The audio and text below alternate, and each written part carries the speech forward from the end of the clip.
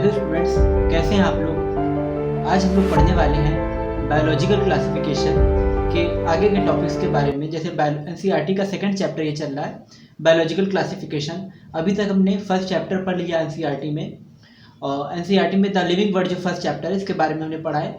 और इसके बाद हम लोग पढ़ रहे हैं बायोलॉजिकल क्लासिफिकेशन। बायोलॉजिकल क्लासिफिकेशन में हमने बैक्टीरिया किंगडम बैक्टीरिया के बारे में और डिफरेंट सिस्टम ऑफ क्लासिफिकेशन जो थे, 2 kingdom, 3 kingdom, 4 kingdom classification of ये 5 किंगडम क्लासिफिकेशन, इसके बारे में हम लोग पढ़ चुके हैं। आज हम लोग पढ़ने वाले हैं इसी के आगे के पार्ट, और बैक्टीरिया के कंपोनेंट भी हम लोग पढ़ चुके हैं। तो आज हम लोग पढ़ेंगे बैक्टीरिया में जो अलग अलग ग्रुप्स हैं। तो ये बैक्टीरिया के अलग अलग ग्रुप्स के बारे में आज हम लोग पढ़ेंगे कि कौन कौन से ग्रुप्स बैक्टीरिया में होते हैं, यानी किंगडम मोड्रा में कौन कौन से ग्रुप होते हैं। हमने जनरली जो 2 ग्रुप पढ़े थे, आर्की बैक्टीरिया और यू बैक्टीरिया। अब इन यू बैक्टीरिया में भी डिफरेंट ग्रुप्स होते हैं, ठीक है। तो ये जो डिफरेंट ग्रुप्स होते हैं इनके बारे में आज हम लोग पढ़ेंगे। अगर आपने अभी तक चैनल को सब्सक्राइब नहीं किया है तो चैनल को सब्सक्राइब ज़रूर कर लीजिए, और अगर वीडियो अच्छी लगे तो वीडियो को लाइक ज़रूर कीजिएगा। आपका ये लाइक हमारे लिए एटीपी की तरह काम करता है, हमारे लिए एनर्जी का काम करता है कि हम इस तरह के लेक्चर्स आपके लिए और ज़्यादा लेकर आएँ। और ज़्यादा से ज़्यादा को ये लेक्चर शेयर भी कीजिए ताकि और लोग को भी इस चीज़ की इन्फॉर्मेशन मिले। यहाँ पे हम एनसीईआरटी के लेक्चर्स की सीरीज़ एक चला रहे हैं, और इसके अलावा प्रीवियस ईयर की भी आपको प्रैक्टिस कराई जाती है। और अभी बायोलॉजी चल रहा है, इसके बाद फिजिक्स केमिस्ट्री भी जल्दी ये चैप्टर्स भी आपके कवर कराए जाएंगे। तो अगर आप नीट के एग्ज़ाम की तैयारी कर रहे हैं, नीट के एग्ज़ाम की, और अगर बोर्ड में भी पढ़ रहे हैं तो आपके लिए काफ़ी हेल्पफुल रहेगा। और नीट के एग्ज़ाम की अगर आप तैयारी कर रहे हैं तो नीट के एग्ज़ाम के लिए ये लेक्चर्स आपके लिए बहुत बेनिफिशियल, बहुत यूज़फुल होने वाले हैं। तो इन लेक्चर्स को ध्यान से अटेंड कीजिए, केयरफुली इनको अटेंड कीजिए। और कोई भी अगर डाउट या कोई भी क्वेरी आती है तो उसको आप कमेंट करके पूछ सकते हैं। तो आज हम लोग स्टार्ट करते हैं बायोलॉजिकल क्लासिफिकेशन के बारे में, कि बैक्टीरिया में जो डिफरेंट ग्रुप्स हैं, क्लासिफिकेशन में हम लोग ग्रुप्स ही बना रहे होते हैं अलग अलग ऑर्गेनिज्म का। तो बैक्टीरिया में जो ग्रुप्स हैं, तो बैक्टीरिया में ग्रुप्स कैसे बनाए जाते हैं और कौन कौन से ग्रुप होते हैं। तो पहला यह है कि कुछ बैक्टीरिया, उनको माइकोप्लाज्मा भी कहा जाता है, ठीक है। इसी में कुछ टाइप्स आते हैं माइकोप्लाज्मा। और माइकोप्लाज्मा जो होते हैं ये स्मॉलेस्ट सेल भी कही जाती है, कि सबसे छोटी सेल जो है ये माइकोप्लाज्मा है, या सबसे छोटा बैक्टीरिया स्मॉलेस्ट बैक्टीरिया कहा जाता है, स्मॉलेस्ट प्रोकैरियोट कहा जाता है। बैक्टीरिया को हम जानते हैं कि ये प्रोकैरियोट्स होते हैं, तो सबसे छोटे प्रोकैरियोट्स कहे जाते हैं। प्रोकैरियोटिक सेल जो होती है माइकोप्लाज्मा को जोकर ऑफ प्लांट किंगडम भी बोलते हैं, क्योंकि पहले माइकोप्लाज्मा को प्लांट किंगडम में ही रखा गया था। या बैक्टीरिया को भी जब 2 किंगडम क्लासिफिकेशन हमने देखा, या 3 किंगडम क्लासिफिकेशन, तो उसमें बैक्टीरिया को प्लांट किंगडम में ही रखा गया था। तो ये माइकोप्लाज्मा भी जो है प्लांट किंगडम में ही आता था। इस वजह से माइकोप्लाज्मा को हम लोग joker of the plant kingdom बोलते हैं। और जोकर क्यों बोलते हैं, क्योंकि जोकर जैसे अलग अलग जब सर्कस वगैरह में जोकर जो होते हैं, तो जोकर लोगों को एंटरटेन करने के लिए वो अलग अलग फेसेस बना रहे होते हैं, फनी फेसेस बना रहे होते हैं। तो इस तरह से ये माइकोप्लाज्मा भी क्या करता है, ये अपने डिफरेंट शेप बनाता है, डिफरेंट तरह से ये दिख रहा होता है, क्योंकि इसमें सेल वॉल जैसा स्ट्रक्चर नहीं होता, ठीक है। इसमें सेल वॉल नहीं होती। ज़्यादातर बैक्टीरिया में पेप्टिडोग्लाइकन की सेल वॉल होती है, लेकिन माइकोप्लाज्मा में सेल वॉल नहीं होती। तो उस सेल वॉल की कमी की वजह से ये अपना शेप चेंज कर लेता है। इसीलिए माइकोप्लाज्मा को हम बोलते हैं joker of the plant kingdom. Mycoplasma की डिस्कवरी नोकार्ड और रूक्स ने की थी। तो ये 2 साइंटिस्ट हैं, इसको आपको याद रखना है, बहुत इंपॉर्टेंट है कि नोकार्ड और रूक्स 1898 ईयर था, 1898। माइकोप्लाज्मा का यहाँ पे अच्छा सा डायग्राम भी बना हुआ है। अगर आप इसको देखें माइकोप्लाज्मा के डायग्राम को, तो इसमें सबसे बाहर जो है आपको लिपोप्रोटीन की मेम्ब्रेन दिख रही है, यानी इसमें सेल वॉल नहीं है। बाकी सब स्ट्रक्चर जैसा प्रोकैरियोट में था वो सब इसमें है, डीएनए वगैरह है। न्यूक्लियोइड जिसको हम लोग कहते हैं, न्यूक्लियर मेम्ब्रेन इसमें नहीं है। साइटोप्लाज्म है, और राइबोसोम से 70S टाइप के राइबोसोम्स होते हैं, सॉल्युबल प्रोटीन्स है अंदर, यानी जो भी इसमें चीज़ें इसके साइटोप्लाज्म में है, तो डिसॉल्व सब्सटेंसेस वो सब चीज़ें इसमें हैं। लेकिन ये खासियत इसकी है कि इसमें बैक्टीरिया होने के बावजूद इसमें सेल वॉल नहीं है, ठीक है। नेक्स्ट इसका है स्मॉलेस्ट नोन प्रोकैरियोट्स, कि इनको हम क्या कहते हैं, स्मॉलेस्ट नोन प्रोकैरियोट्स कहते हैं, यानी सबसे छोटे प्रोकैरियोट्स कहते हैं। ये आपको डिफरेंस बताया था प्रोकैरियोट और यूकैरियोट में। प्रोकैरियोट जो होते हैं उसमें सेल वॉल पाई जाती है, सेल वॉल प्रेजेंट होती है। और वो जो प्रोकैरियोट है उसमें न्यूक्लियर मेम्ब्रेन, ठीक है। न्यूक्लियर मेम्ब्रेन के बेसिस पे हम लोग डिवाइड करते हैं कि न्यूक्लियर मेम्ब्रेन जो होती है प्रोकैरियोट में न्यूक्लियर मेम्ब्रेन अब्सेंट होती है और यूकैरियोट में न्यूक्लियर मेम्ब्रेन प्रेजेंट होती है। तो ये डिफरेंस होता है कि प्रोकैरियोट में न्यूक्लियर मेम्ब्रेन अब्सेंट होती है, यानी न्यूक्लियर मेम्ब्रेन नहीं मिलेगी। ऐसे डीएनए पूरे साइटोप्लाज्म में पड़ा होगा, जैसे यहाँ पे फिगर में आपको देखने को मिल रहा है कि यहाँ पे डीएनए जो है साइटोप्लाज्म में पड़ा हुआ है, बिखरा हुआ है। तो इसी तरह से यूकैरियोट में, बैक्टीरिया में, अदर बैक्टीरिया में भी डीएनए से पूरे साइटोप्लाज्म में बिखरा होता है, पड़ा होता है और कोई पर्टिकुलर उसकी बाउंड्री नहीं होती, कोई मेम्ब्रेन नहीं होती। लेकिन यूकैरियोट में क्या होता है, एक पर्टिकुलर न्यूक्लियर मेम्ब्रेन होती है, ठीक है। तो अंदर एक उसकी बाउंड्री दिख रही होती है, सेल के अंदर एक डेफिनेट पार्ट में, एक थोड़ी सी जगह में डीएनए प्रेजेंट होता है, ठीक है। ऐसा यूकैरियोट में होता है। प्रोकैरियोट में डीएनए पूरे साइटोप्लाज्म में बिखरा रहेगा, फैला रहेगा। तो इसमें सेल वॉल, नेक्स्ट इसका पॉइंट है लैक अ सेल वॉल, यानी माइकोप्लाज्मा पे सेल वॉल नहीं होती, ठीक है। अब इसमें सेल वॉल नहीं है तो इसकी बाउंड्री बहुत रिजिड नहीं है। जैसे हम प्लांट्स को देखते हैं, प्लांट्स बहुत रिजिड से होते हैं, एक जगह पे रहते हैं वो, उनमें सेल वॉल होती है, ठीक है। अदर बैक्टीरिया में भी सेल वॉल होती है, लेकिन इसमें सेल वॉल नहीं देखने को मिलेगी, ठीक है। तो माइकोप्लाज्मा में सेल वॉल नहीं होती। As a result it can change it shape, तो ये अपना शेप बदल लेता है। फैकल्टेटिव एनारोब्स, ठीक है। शेप बदलने की वजह से इसको हम क्या बोलते हैं, joker of the plant kingdom. फिर है फैकल्टेटिव एनारोब्स, कि ये फैकल्टेटिव एनारोब्स होते हैं। दो टर्म हमने बताया था, एरोब्स और एनारोब्स। एरोब्स क्या होते हैं, जो रेस्पिरेशन करते हैं ऑक्सीजन की हेल्प से, यानी ऑक्सीजन का वो यूज करेंगे और उससे वो रेस्पिरेशन करेंगे, तो उसको बोलते हैं एरोब्स, ठीक है। बहुत सारे सेल एरोब्स होते हैं, बहुत से बैक्टीरिया या बहुत से जो फंगस होते हैं और प्रोटिस्टा होते हैं, हम लोग होते हैं, यूकैरियोट भी एरोब्स हैं, ठीक है। ऑक्सीजन की प्रेजेंस में सारी अंदर जो है एक्टिविटीज चल रही होती है सेल्स में। लेकिन कुछ ऐसे भी होते हैं ऑर्गेनिज्म जो ऑक्सीजन का यूज नहीं करते, ठीक है, और वो दूसरे सब्सटेंस से अपने लिए एनर्जी बना रहे होते हैं। हम लोग ऑक्सीजन का यूज करते हैं, माइटोकॉन्ड्रिया हमारी सेल्स जो होती हैं ऑक्सीजन का यूज करती हैं और उससे वो ग्लूकोज वगैरह को ब्रेक डाउन करती हैं और उससे एनर्जी बनाती हैं और वो एनर्जी वो एटीपी के फॉर्म में स्टोर करती हैं। तो लेकिन ये चीज़ें यूकैरियोट में देखने को मिलती है। ये बहुत सारे प्रोकैरियोट में भी ऐसा होता है कि वो माइटोकॉन्ड्रिया तो नहीं होती, लेकिन बताया था कि मीजोसोम पे रेस्पिरेशन होता है, वहाँ पे रेस्पिरेटरी एंजाइम होते हैं, वो ऑक्सीजन का यूज़ करते हैं। अगर वो एरोबिक बैक्टीरिया है तो एरोबिक बैक्टीरिया में ही ऑक्सीजन का यूज़ करके ये क्या करते हैं, रेस्पिरेशन करते हैं। एरोबिक बैक्टीरिया हो गए या हम लोग हो गए, जो एरोबिक जितने भी क्या है ऑर्गेनिज्म है।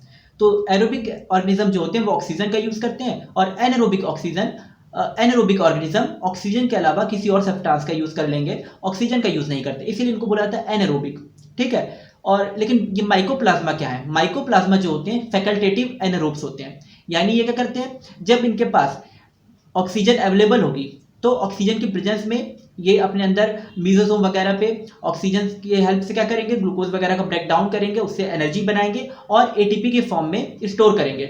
तो फैकल्टेटिव में ये होता है कि ये जो है अभी नॉर्मली वर्क कर रहे हैं, अगर इनके आसपास ऑक्सीजन है तो माइकोप्लाज्मा ऑक्सीजन का यूज़ करेंगे और उससे वो अपना रेस्पिरेशन प्रोसेस करेंगे और एनर्जी बनाएंगे। लेकिन अगर अब मान लो ऑक्सीजन नहीं है, आसपास से ऑक्सीजन गायब हो गई, ठीक, ऑक्सीजन खत्म हो गई, तो इस कंडीशन में वो क्या करेंगे कि अदर सब्सटेंसेस जो भी अवेलेबल है, गैस वगैरह, कुछ पर्टिकुलर गैसेज होती हैं, कुछ पर्टिकुलर केमिकल होते हैं, तो उनकी प्रेजेंस में ये बैक्टीरिया जो होते हैं, माइकोप्लाज्मा जो होते हैं, माइकोप्लाज्मा, तो ये क्या करते हैं, रेस्पायरेशन कर लेते हैं, बिना ऑक्सीजन के ये रेस्पायरेशन कर लेते हैं। तो इसी को बोलते हैं हम फैकल्टेटिव एनारोब्स, ठीक है। यानी ऑक्सीजन होगी तो भी रेस्पिरेशन कर लेंगे और ऑक्सीजन नहीं है तो भी रेस्पिरेशन कर लेंगे।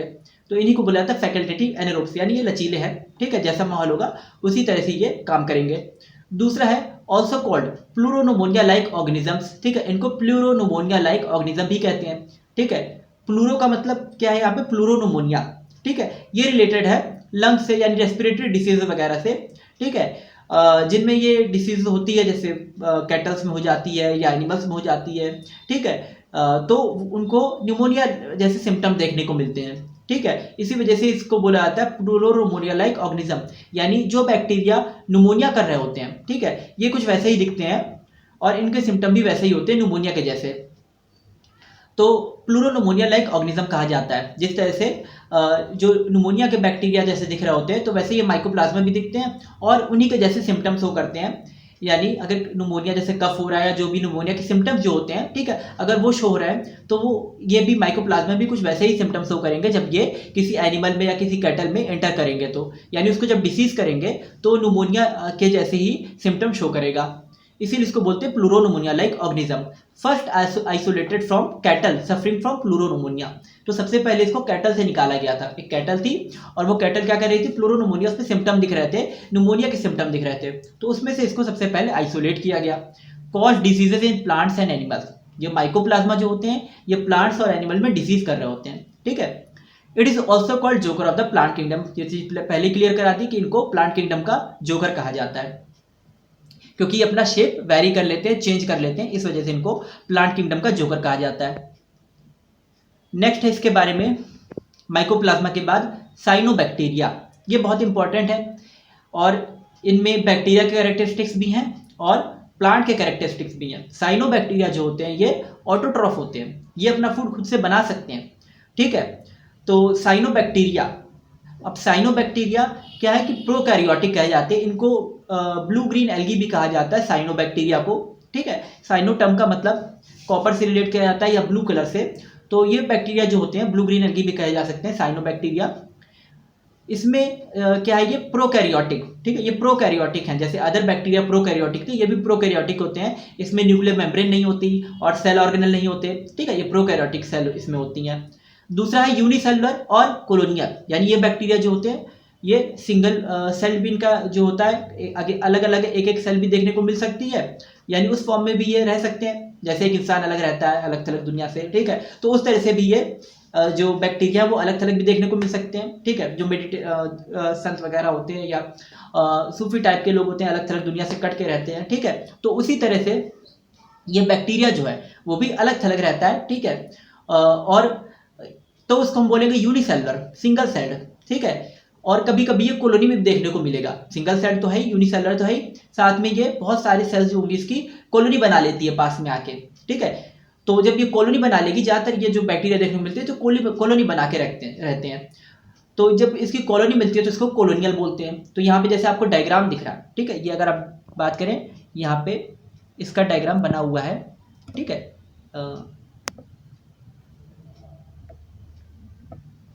यहाँ पे जो है इस डायग्राम में अगर हम देखें साइनोबैक्टीरिया का, ठीक है, तो ये कॉलोनी बहुत सारी सेल्स में देखने को मिल रही हैं, ठीक है। इसमें बहुत सारी सेल्स हैं कॉलोनी में इसके, ठीक है, ये डायग्राम आपको दिख रहा है, इसमें बहुत सारी सेल्स हैं कॉलोनी में, ठीक है। इतनी सारी सेल्स इसमें कॉलोनी में हैं और ये कॉलोनी की जो सेल्स हैं तो इसमें कुछ सेल्स आपको देखने को मिल रहे हैं कि हेट्रोसिस्ट भी हैं, ठीक है। अभी हम पढ़ेंगे कि हेट्रोसिस्ट क्या होता है। और इसकी पूरी कॉलोनी के ऊपर एक म्यूसिलेजिनस शत है, ठीक है, एक म्यूसिलेज की या एक जो है स्टिकी सब्सटेंस की एक क्या होती है, शत होती है, ऊपर कवरिंग होती है। तो ये कवरिंग क्या करती है, इनकी कॉलोनी को डाइवर्स कंडीशन में प्रोटेक्ट करती है। बहुत ज़्यादा टेम्परेचर हो गया या बहुत एडवर्स जो एनवायरनमेंट हो गया, बहुत सारे केमिकल है इनके एनवायरनमेंट में, तो उससे ये जो शत होती है, ये म्यूसिलेजिनस शत होती है, म्यूसिलेजिनस कवरिंग होती है, तो उससे साइनोबैक्टीरिया को प्रोटेक्ट करती है। इसके बाद है cell wall made up of peptidoglycan, ठीक है। आपको शत यहाँ पे दिख रही होगी, ये ब्लू कलर की जो शत है, ठीक है। जैसे हम यहाँ पे एक बार इसको हाईलाइट करें कि शत यहाँ पे है ये चीज़, ठीक है, ब्लू कलर की आउटर जो आउटलाइन है, ठीक है, उसी को हम बोल रहे हैं शत। तो ये म्यूसिलेजिनस शत है। नेक्स्ट इसके बाद क्या है, सेल वॉल इसकी पेप्टिडोग्लाइकन की बनी, क्योंकि इसमें भी सेल्स हैं, तो सेल्स किसकी बनी है, पेप्टिडोग्लाइकन। हम लोग पढ़े हैं कि बैक्टीरिया की सेल्स जो होती हैं पेप्टिडोग्लाइकन की बनी होती हैं। प्लांट्स में सेल किसकी बनी होती है, सेलुलोज की। फंगस में सेल किसकी बनी होती है, काइटिन की। और बैक्टीरिया में सेल किसकी बनी होती है, सेल वॉल किसकी बनी होती है, पेप्टिडोग्लाइकन की। तो सेल वॉल जो होती है सब में अलग अलग, ठीक है। प्लांट्स में सेल वॉल सेलुलोज की, फंगस में सेल वॉल काइटिन की, और बैक्टीरिया में सेल वॉल पेप्टिडोग्लाइकन की। तो अलग अलग ही केमिकल का डिफरेंस आ जाता है। नेक्स्ट है ऑल मेंबर्स आर ऑटोट्रॉफ। ये सारे मेंबर्स जो होते हैं साइनोबैक्टीरिया के, यानी जितने भी साइनोबैक्टीरिया ब्लू ग्रीन एल्गी हैं, सब ऑटोट्रॉफ होते हैं, यानी अपना फूड खुद से प्रिपेयर कर लेते हैं। तो अब ये कैसे खुद से फूड प्रिपेयर करते हैं इसके बारे में आगे देखेंगे। नेक्स्ट इसके बाद है इनके अदर कैरेक्टरिस्टिक्स क्या है, कैरेक्टरिस्टिक्स पिगमेंट लाइक सी फाइकोसाइनिन ब्लू कलर, ठीक है, फाइकोसाइनिन है ब्लू कलर का होता है। सी फाइकोएरिथ्रिन रेड कलर का होता है, एरिथ्रिन है। बीटा कैरोटीन, ठीक है, and chlorophyll A R present. तो इतनी चीजें इसमें देखने को मिलती हैं, क्या क्या, फाइकोसाइनिन होता है ब्लू कलर का, फाइकोएरिथ्रिन रेड कलर का, और बीटा कैरोटीन और क्लोरोफिल ए, ये सब चीजें देखने को मिलती हैं साइनोबैक्टीरिया में। नेक्स्ट है heterocyst, helps in nitrogen fixation. तो हेट्रोसिस्ट जो होता है ये नाइट्रोजन फिक्सेशन में हेल्पफुल होता है। यहाँ पे पिगमेंट्स जो होते हैं ये फोटोसिंथेसिस में रोल प्ले करते हैं, यानी इनकी हेल्प से ये बैक्टीरिया जो होता है ये फोटोसिंथेसिस कर लेता है, ठीक है। और इसमें सनलाइट का भी यूज करते हैं बैक्टीरिया, ठीक है। तो ये अपना फूड प्रिपेयर कर लेते हैं क्योंकि इनमें पिगमेंट प्रेजेंट है और इन पिगमेंट की हेल्प से ये अपना फूड प्रिपेयर कर लेंगे, ठीक है। अच्छा, आपको पता है कि प्लांट्स में कौन सा पिगमेंट होता है या कौन सा सेल ऑर्गेनेल होता है जिससे वो अपना फूड प्रिपेयर करते हैं? अगर आपको इसका आंसर पता है तो आप एक बार कमेंट जरूर कीजिएगा इसका आंसर, कि प्लांट्स किस पार्ट्स की हेल्प, किस सेल ऑर्गेनेल की हेल्प से अपना फूड प्रिपेयर करते हैं, ठीक है। यानी उनमें फोटोसिंथेसिस कहाँ पे होता है? Heterocyst helps in nitrogen fixation. Next है कि हेट्रोसिस्ट जो होता है, हेट्रोसिस्ट ये नाइट्रोजन फिक्सेशन में हेल्प कर रहा है। अब ये हेट्रोसिस्ट कहाँ पे है? तो यहाँ पे अगर हम लोग डायग्राम देखें तो इसमें लिखा हुआ है, एक बार इसको हाईलाइट कर देते हैं कि कहाँ पे है। तो आप ये देखिए हेट्रोसिस्ट, ठीक है। इस तरह की बहुत सारी सेल्स दी हुई है, पर्पल कलर की, ब्लू कलर की, ये सब हेट्रोसिस्ट है, ठीक है। तो हेट्रोसिस्ट जो होते हैं इनका मेन रोल क्या होता है? नाइट्रोजन फिक्सेशन में इनका रोल होता है, ठीक है। यानी ये क्या करते हैं? नाइट्रोजन फिक्स करते हैं। एटमॉस्फेयर की जो नाइट्रोजन होती है उसको सॉइल में मिक्स कर देते हैं, तो ये नाइट्रोजन फिर प्लांट्स को अवेलेबल हो जाती है। तो एक तरह से ये प्लांट्स की हेल्प कर रहे हैं ना। प्लांट्स को नाइट्रोजन चाहिए होती है प्रोटीन वगैरह बनाने के लिए, अमीनो एसिड्स बनाने के लिए, लेकिन प्लांट डायरेक्ट एटमॉस्फेयर से नाइट्रोजन नहीं ले सकते। तो प्लांट्स क्या करेंगे? प्लांट्स इन बैक्टीरिया की हेल्प लेते हैं। ये बैक्टीरिया जो है, जैसे ये हम पढ़ रहे हैं साइनोबैक्टीरिया, ये साइनोबैक्टीरिया जो है एटमॉस्फेयर की नाइट्रोजन, एटमॉस्फेयर में नाइट्रोजन कितनी होती है? 78% नाइट्रोजन जो होती है, तो उसमें से कुछ पार्ट उसका वो जो बैक्टीरिया है साइनोबैक्टीरिया, ये सॉइल में फिक्स कर देते हैं। जब सॉइल में नाइट्रोजन फिक्स हो जाएगी तो ये क्या करेंगे? प्लांट उस नाइट्रोजन को एब्जॉर्ब कर लेंगे और फिर ये अपना ग्रोथ करेंगे, उससे अपना प्रोडक्ट, यूजफुल प्रोडक्ट बनाएंगे। तो इस तरह से प्लांट्स की हेल्प हो जाती है और प्लांट अच्छे से ग्रोथ कर लेते हैं। तो एक तरह से इनका यूज बायो फर्टिलाइजर के फॉर्म में भी होता है। बायो मतलब लिविंग और फर्टिलाइजर मतलब जो सप्लीमेंट्री मटेरियल, जो सप्लीमेंट हम लोग दे रहे होते हैं प्लांट्स को, तो उनको फर्टिलाइजर बोलते हैं। तो लिविंग सप्लीमेंट एक तरह से ये बायो फर्टिलाइजर्स हैं, ठीक है। तो ये बैक्टीरिया इस तरह से हेल्प करते हैं, साइनोबैक्टीरिया जो है बायो फर्टिलाइजर के फॉर्म में हेल्प करते हैं। नेक्स्ट इसका एग्जाम्पल क्या क्या है? नॉस्टॉक, एलोसीरा, ओलोसीरा और एनाबिना, ये तीन बहुत इंपॉर्टेंट हैं एग्जाम्पल, नॉस्टॉक, ओलोसीरा और एनाबिना, ठीक है। तो इसको नाम आपको याद रखना है कि ये तीन साइनोबैक्टीरिया है, ठीक है। तो ये पूरा हमने साइनोबैक्टीरिया के बारे में पढ़ा कि साइनोबैक्टीरिया प्रोकैरियोटिक होता है, इसका अच्छा सा हमने डायग्राम देखा। हेट्रोसिस्ट ये डायग्राम आपका एनसीईआरटी का डायग्राम है, ठीक है, और बहुत इंपॉर्टेंट डायग्राम है। इसके आप नेमिंग याद रखिएगा, कहाँ पे हेट्रोसिस्ट है, कहाँ पे म्यूसिलेजिनस स्थित है, तो ये आपको याद रखना है। और ये यूनिसेलुलर होते हैं, सिंगल सेल्ड, और कॉलोनी बना के रहते हैं। और ये किससे सराउंडेड होते हैं? जेलेटिनस शीट से, यानी कि चारों कवरिंग होती है, protective covering. Cell wall peptidoglycan का बना होता है और सारे मेंबर्स जो होते हैं ये ऑटोट्रॉफ होते हैं, ठीक है। ऑटोट्रॉफ का मतलब आपको बताया कि अपना क्या करते हैं? फूड खुद से बना लेते हैं। कैरेक्टरिस्टिक्स पिगमेंट, इसमें पिगमेंट देखने को मिल रहा है, C5 C5 बीटा कैरोटीन और क्लोरोफिल ए, ठीक है। हेट्रोसिस नाइट्रोजन में हेल्प कर रहा है, नाइट्रोजन फिक्सेशन में, यानी एटमॉस्फेयर की नाइट्रोजन को सॉइल में फिक्स कर रहा है और बायो फर्टिलाइजर के फॉर्म में भी यूजफुल है, ठीक है। प्लांट की हेल्प कर रहा है as a fertilizer, example Nostoc, Aulosira और एनोबिना, ठीक है। नेक्स्ट इसके बाद आता है रिप्रोडक्शन, ठीक है, कि ये जो साइनोबैक्टीरिया है ये रिप्रोड्यूस कैसे करते हैं, ठीक है। तो बैक्टीरिया का रिप्रोडक्शन हम लोग पढ़ चुके हैं कि बैक्टीरिया रिप्रोड्यूस कैसे करते हैं। तो उसी तरह से साइनोबैक्टीरिया भी रिप्रोडक्शन शो करते हैं। सबसे पहले क्या करते हैं? Asexual reproduction. असेक्सुअल रिप्रोडक्शन किस तरह से होता है? बाइनरी फिजन और फ्रेगमेंटेशन, ये दो मेथड है। असेक्सुअल रिप्रोडक्शन में आपको पढ़ाया जा चुका है कि असेक्सुअल रिप्रोडक्शन जो है इसमें सिंगल पेरेंट ही सफिशिएंट होता है अपनी ऑफस्प्रिंग बनाने के लिए, ठीक है। इसमें दो पेरेंट्स की जरूरत नहीं पड़ती, एक सिंगल पेरेंट ही अपने ऑफस्प्रिंग बना सकता है। तो इसको हम बोलते हैं असेक्सुअल रिप्रोडक्शन, ठीक है। यानी एक जनक होता है वो अपनी संतानें बना रहा होता है। इसमें बाइनरी फिजन होता है, एक बैक्टीरिया था वहां उसने डिवीजन की, यहाँ पे आपको क्लियर डायग्राम इसका बना हुआ है कि यहाँ पे ये, ठीक है, एक बैक्टीरिया था उसने डिवीजन किया और एक थोड़ा सा लंबा, डिवीजन करने में क्या करेगा वो थोड़ा सा लंबा हो जाएगा, ठीक है, अपनी साइज में थोड़ा सा इंक्रीमेंट ले आएगा, थोड़ा सा इलोंगेट हो जाएगा और फिर उसके बाद उसमें बीच से कंस्ट्रिक्शन होगा। जैसे आप इलास्टिक या प्लास्टिक किसी चीज को, रबड़ को खींचते हो तो रबड़ खींचोगे तो बीच से वो दब जाती है, धस जाती है, और जब तेजी से और खींचा जाए, खूब जोर लगा जाए तो बीच से टूट भी सकती है, कोई रबड़ है कोई इलास्टिक है। तो उस तरह से वो बैक्टीरिया भी अलग हो रहा है, अंदर ही अंदर डीएनए बना रहे हैं वो, क्योंकि जब ये सेल्स अलग होंगी, ये नए नए ऑफस्प्रिंग बनेंगे, तो इनको डीएनए चाहिए होगा। डीएनए से तो ये जो है सर्वाइव कर पाएंगे, लिव कर पाएंगे। अगर डीएनए नहीं होगा तो ये जीवित कैसे रहेंगे, ये सर्वाइव कैसे करेंगे जो ये ऑफस्प्रिंग बन रहा है।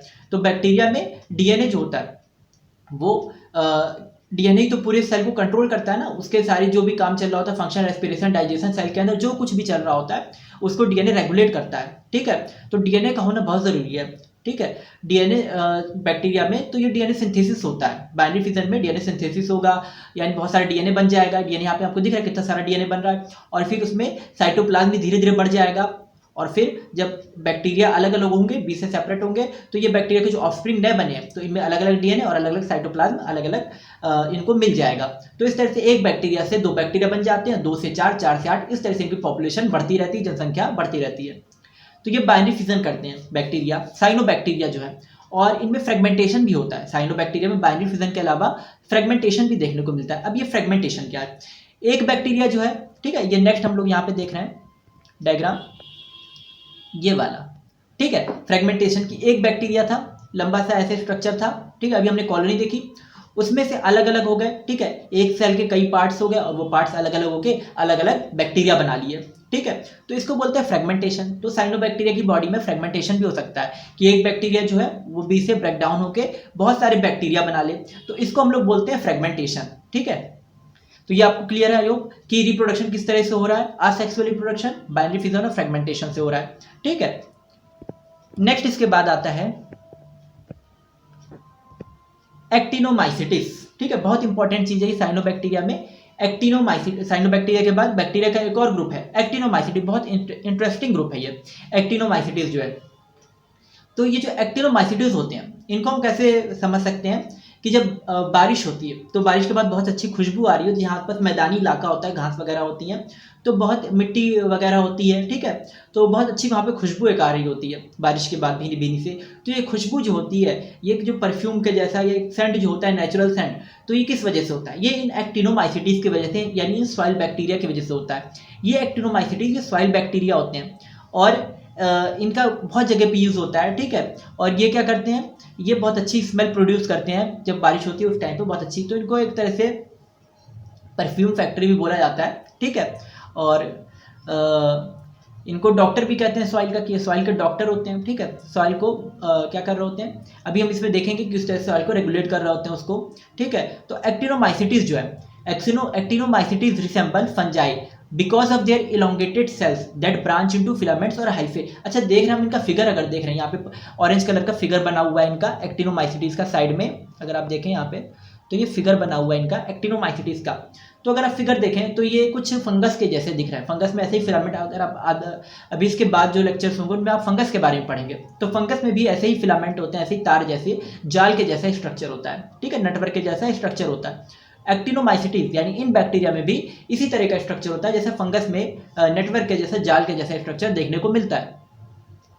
एक एक जो फिलामेंट्स बोलते हैं हम, एक एक जो इसमें आपको देखने को मिला है ना, धागे जो जैसा जो एक एक है स्ट्रैंड, तो उसको फिलामेंट्स बोलते हैं। ठीक है, और इस पूरे जाल को हम लोग फिलामेंट, अच्छा ये इसको बोल देते हैं फंगस अगर होता तो माइसीलियम बोलते हैं, यहाँ पे इसको एक एक को फिलामेंट या हाइफी बोल देते हैं। ठीक है, फिलामेंट या हाइफी एक एक स्ट्रैंड होता है। नेक्स्ट है और originally recognised as soil microorganism. ठीक है, इनको क्या कहते हैं, सॉइल माइक्रो ऑर्गेनिज्म। हमने बताया इसमें सॉइल में ये रहते हैं। ठीक है, और बहुत अच्छी खुशबू बना रहे होते हैं, प्रोड्यूस कर रहे होते हैं। It is now being recognised that marine actinomycetes are also important. ठीक है, और ये मैरीन में भी यानी सी या ओशन में भी देखने को मिलते हैं। सॉल्ट वाटर, जैसे बहुत ज़्यादा सॉल्टी वाटर होता है वहाँ का, मरीन का या सी का, तो उसमें भी ये देखने को मिलते हैं एक्टिनोमाइसिटीज। ठीक है, नेक्स्ट है ये ग्राम पॉजिटिव माइसीलियल बैक्टीरिया है। हम लोग पढ़ेंगे कि 2 तरह के बैक्टीरिया होते हैं, ग्राम पॉजिटिव और ग्राम निगेटिव। तो ये जो दोनों तरह के बैक्टीरिया हैं, ग्राम पॉजिटिव और ग्राम निगेटिव, ठीक है, इनके बारे में हम आगे जानेंगे अपने लेक्चर्स में कि होते क्या। थोड़ा बहुत डिफरेंस होता है सेल वॉल के बेसिस पे और इनके फीचर्स के बेसिस पे। तो ये ग्राम पॉजिटिव माइसीलियल बैक्टीरिया होते हैं। ठीक है, ग्राम पॉजिटिव माइसीलियल बैक्टीरिया जो होते हैं, ग्राम पॉजिटिव का मतलब क्या है कि इनकी सेल वॉल थोड़ी थिक होती है, उनमें कुछ जो लेयर्स होती हैं वो काफ़ी थिक होती हैं और उसको प्रोटेक्शन कर रही होती हैं। ठीक है, बैक्टीरिया का। तो इसके बारे में आगे डिटेल्स अभी पढ़ेंगे हम लोग। ठीक है, आगे के लेक्चर्स में। अभी हम लोग यहाँ पे फोकस करते हैं कि माइसीलियल बैक्टीरिया हैं। ठीक है, माइसीलियल यानी फंगस के जैसा रिसेंबल ये कर रहे हैं। इनके जो बॉडी है ये फंगस बैक्टीरिया की जो बॉडी है ये फंगस को रिसेंबल कर रही है, एक जाल बना रही है। Produces a wide variety of industrially and medically important, ठीक है। तो ये इंडस्ट्रियली यानी उद्योग वगैरह में, फैक्ट्री वगैरह में, ठीक है, और मेडिकली, ठीक है। आप लोग डॉक्टर बनने वाले हो, ठीक है। मेडिकल टर्म जो होता है ये डॉक्टर लाइन से रिलेटेड है, यानी क्लीनिंग वगैरह से और ट्रीटमेंट वगैरह से रिलेटेड है, और जो हॉस्पिटल्स वगैरह होते हैं तो मेडिकली ये इंपॉर्टेंट है ना। दवाई वगैरह बनाने में, ट्रीटमेंट में इसका यूज़ किया जाता है एक्टिनोमाइसिटीज का। और ये कुछ केमिकल बना रहे होते हैं, जैसे एंटीबायोटिक्स, एक्टिनोमाइसिटीज से एंटीबायोटिक्स भी बनती हैं, ठीक है। एंटीबायोटिक्स हमने बताया था कि कुछ ऐसे केमिकल होते हैं जो एक बैक्टीरिया बना रहा होता है, और उस केमिकल की हेल्प से वो बैक्टीरिया जिसने केमिकल बनाया है वो अदर बैक्टीरिया को, अनदर बैक्टीरिया जो थोड़ा डिफरेंट टाइप का, उसके जैसा नहीं है, उसको वो किल कर रहा होता है, ठीक है। तो एक बैक्टीरिया इस तरह के केमिकल बनाता है जिसको एंटीबायोटिक बोलते हैं, और उसकी हेल्प से ये दूसरे बैक्टीरिया को किल करता है, ठीक है। नेक्स्ट है कीमोथेराप्यूटिक्स, ठीक है। कीमोथेरापेटिक्स में इसका यूज़ है, कीमो यानी फार्मेसी में इसका यूज़ होता है, दवाई वगैरह बनाने में, थेरेपीज में, ट्रीटमेंट में। फंजीसाइड्स, ठीक है, और एग्रीकल्चर में भी यूज़ है फंजीसाइड। फैक्ट्री में फर्टिलाइजर्स बनते हैं, फंजीसाइड्स बनते हैं, उनमें इसका यूज़ किया जाता है। फंजीसाइड जो होते हैं वो फंगस को किल करने का काम करते हैं। तो एक्टिनोमाइसिटीज कुछ ऐसे केमिकल बना रहे होते हैं जो फंगस को मारने का काम करते हैं। तो ये एग्रीकल्चर वगैरह में फंजीसाइड्स या मेडिकल जो दवाई वगैरह आती हैं, ठीक है, फंजीसाइड्स आती हैं, वो फंगस को मारने का काम करती हैं, ठीक है। दांत खाज खुजली जैसे जो बीमारियां होती हैं तो उनमें ये फंजीसाइड्स हेल्पफुल होते हैं, ठीक है। और हर्बिसाइड्स ना, हर्बिसाइड्स यानी खरपतवार जो खेतों में उग जाती है, ठीक है। जब किसान खेती बाड़ी कर रहे होते हैं यानी फार्मिंग वगैरह कर रहे होते हैं तो एग्रीकल्चर में खेतों में क्या होता है कि उसमें हर्बिसाइड्स का यूज़ करना पड़ता है, क्योंकि यहाँ पे खरपतवार उग जाती है, वीड्स वगैरह उग जाते हैं तो उनको किल करना होता है। तो ये हर्बिसाइड्स का यूज़ कर सकते हैं हम उनको ख़त्म करने के लिए, ठीक है। क्योंकि ये हर्ब्स भी होती हैं जो अलग से वीड वगैरह होते हैं, हर्ब्स होते हैं, तो ये नुकसान पहुंचा रहे होते हैं फसलों को, ठीक है। जो क्रॉप्स हम लोग करेंगे तो उनको प्रॉपर ग्रोथ नहीं करने देंगे, तो हर्बिसाइड्स में हम लोग इसका एक्टिनोमाइसिटीज का यूज़ करते हैं, ठीक है। इससे जो केमिकल बनता है वो यूज़फुल होता है। इम्यूनोसप्रेसेंट्स, ठीक है, इम्यूनिटी को सप्रेस करने में, दबाने में, ठीक है। सप्रेशन मतलब दबाना, इम्यूनिटी को सप्रेस करना। तो यानी किसी को अगर एलर्जिक प्रॉब्लम वगैरह होती है तो उसमें ये एक्टिनोमाइसिटीज के केमिकल जो बनते हैं वो काफ़ी हेल्पफुल होते हैं इम्यूनोसप्रेसेंट्स के फॉर्म में, ठीक है।